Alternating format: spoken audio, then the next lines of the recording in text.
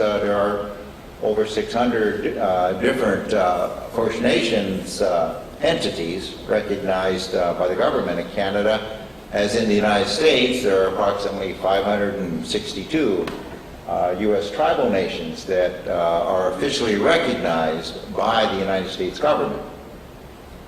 Now, recognized, of course, is a term of art, but that means they recognize who you are and that you possess the inherent right of tribal sovereignty.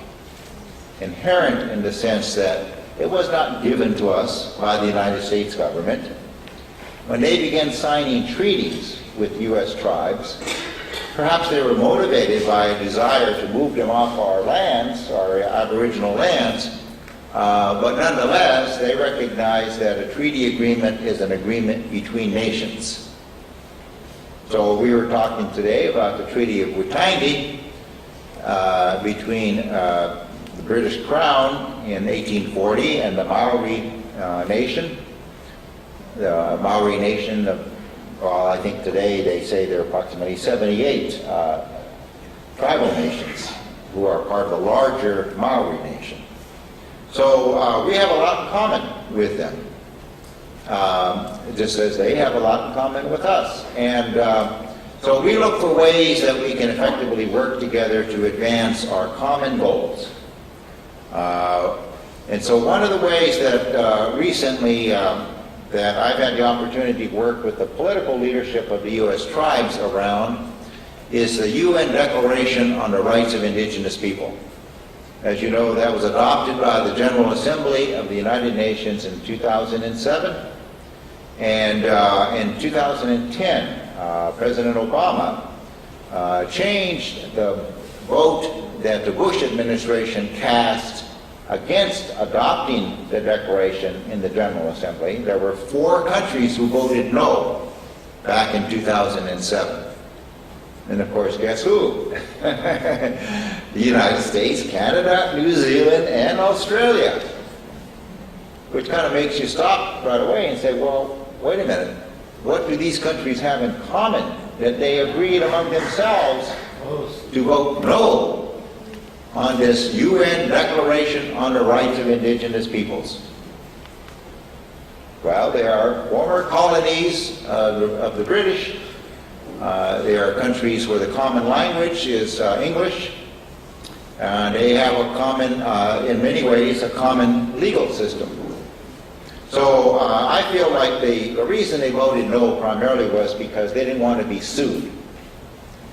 If their country voted yes, they knew that this declaration would be adopted and that they would be essentially making a statement that they agree with what was said in the UN Declaration if they voted yes.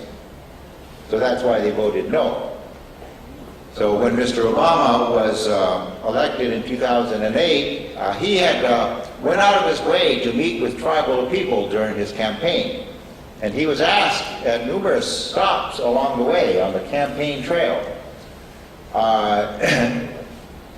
would he agree to change the position that the Bush administration had taken on behalf of the United States to vote against and to change and say, yes, we're going to vote yes on this declaration. We're going to join the other member nations of this world body of governments, the United Nations, and agree that we support the UN Declaration.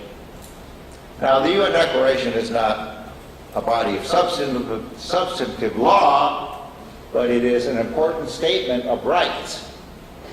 So in the past year and a half since Obama announced that he would change the position and has changed the position in the United States, I have been working with a group of other policy advisors to the tribes, advising that they make a request of our president that he enter into a study, establish a study commission on what does that mean?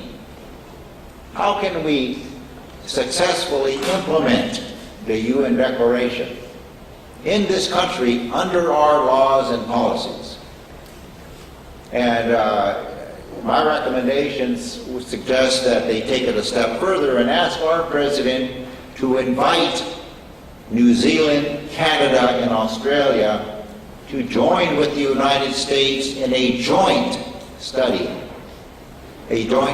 commission, so that they would do like our president would do, appoint a number of political leaders among the Indian tribes to sit at the table with the leaders from the Obama administration's government, which could also include members of Congress, and to discuss, what does this mean now? What is the best way that we can implement this UN declaration? So I think that that is brings us back to Treaty of Waitangi Day.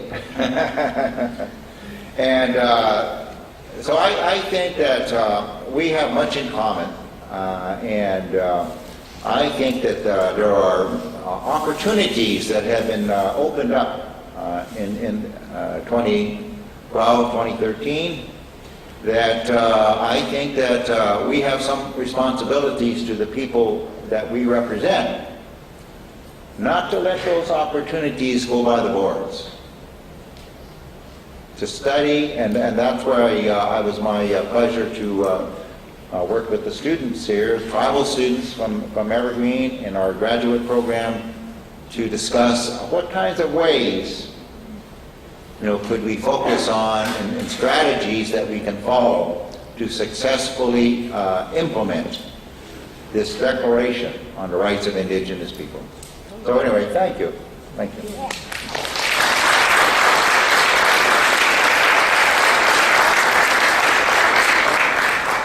Aaron?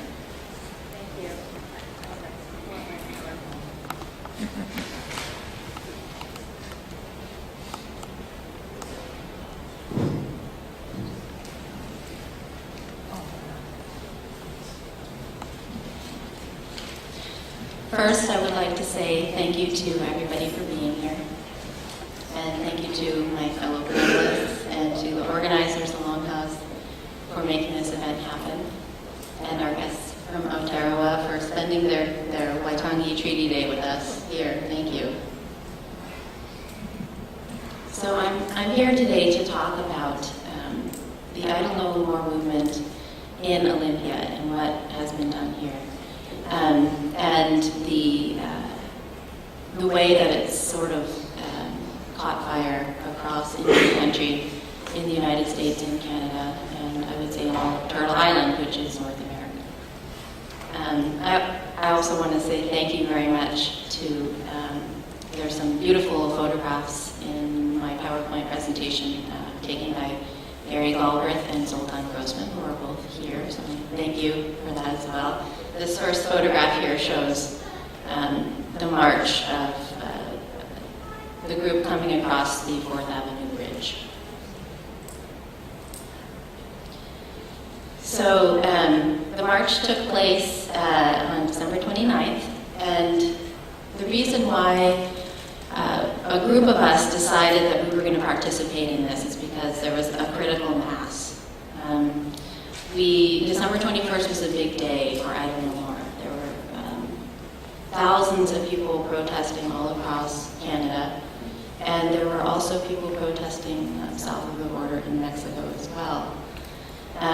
So it was, to see all of this happening was very inspiring, and we knew that we had to also participate in this and make a stand, because as the previous panelist